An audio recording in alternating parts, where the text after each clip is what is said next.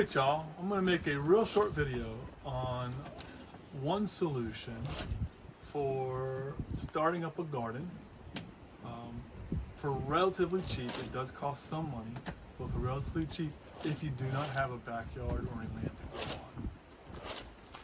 And the solution are these cheap bins, $3 bins.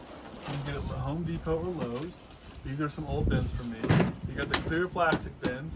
You've got the other gray, or even there's some blue bins. And again, they're about $3 or $4. And the first thing you do is you get one is put holes in it. This is pretty brittle, so if you try to use a hammer and nail to put holes in these clear plastic ones, you're gonna run into problems. You're gonna crack it. So I use a drill. And these holes are very important for drainage.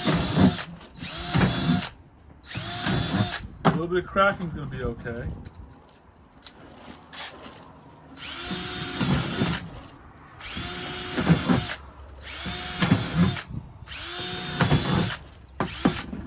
But if you don't have proper drainage at the bottom of your bins, you're going to have a good deal of root rot and other disease problems coming in. Bins are much cheaper, and you can put holes in them with a hammer and nail, just like that.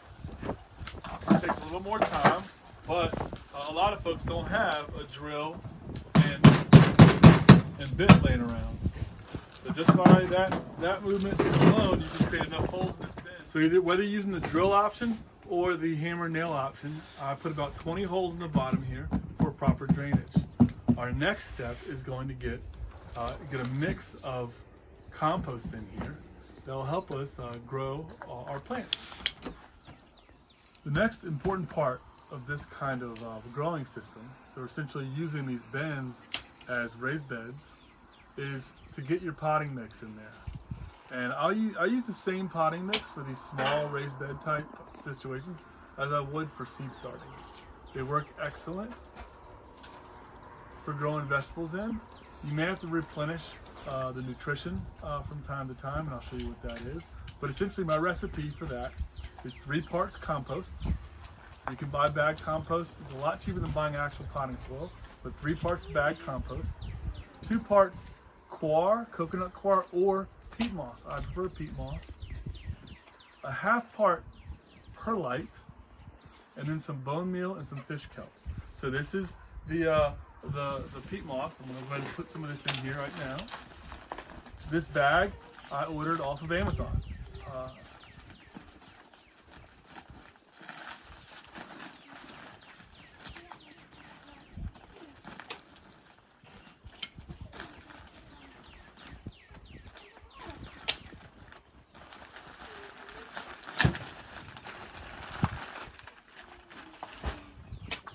Again, this is much cheaper doing this than actually buying potting mix, but you can save a lot of time by doing that as well. Now I need my perlite.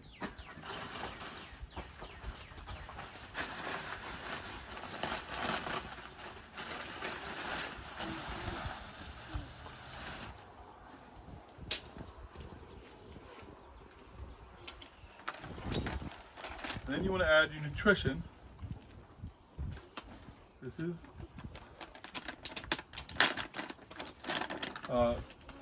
Neptune's Organic Kelp Meal. The ratio of this would be 1/10 of a part, and so really not very much at all. And I like to add a little bit of bone meal in as well, 1/10 of a part. So the recipe: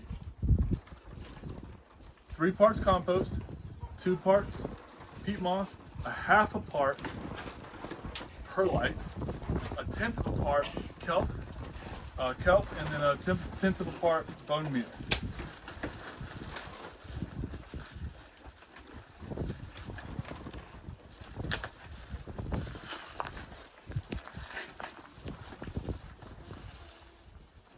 That's enough right there.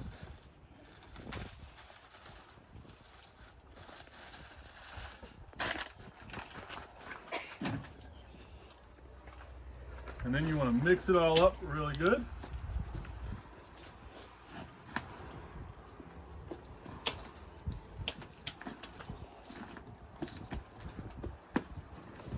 ready for planting. A little wet.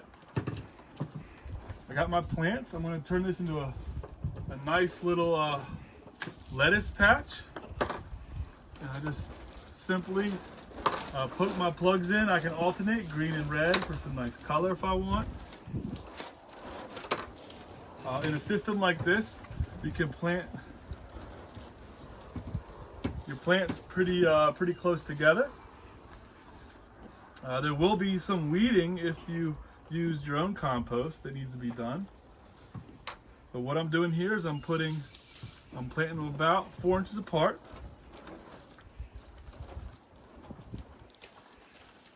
In a little bit of a grid.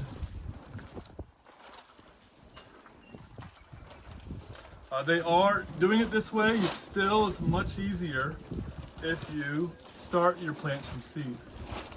I know that it could be a little bit intimidating to start from seed, especially if you don't have a greenhouse. But that's my next video. I'm going to show you how to do that. Because transplanting into these beds, into any beds, is just such an easier way to be a successful gardener. I'll put one more row in there.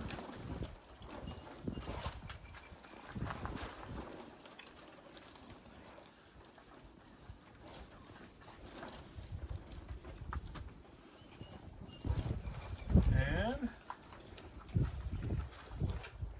you get a little root bound like that. Go ahead and open them up a little bit.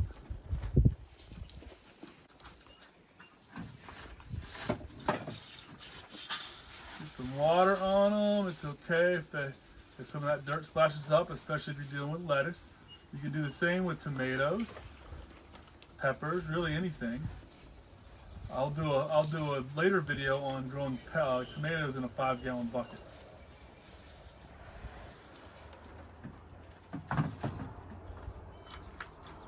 That's what we want them to look like.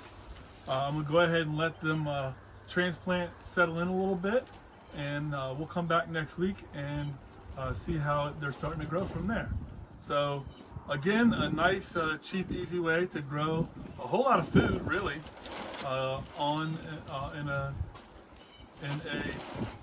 bin system that you can access if you don't own any land or have a yard to plant in.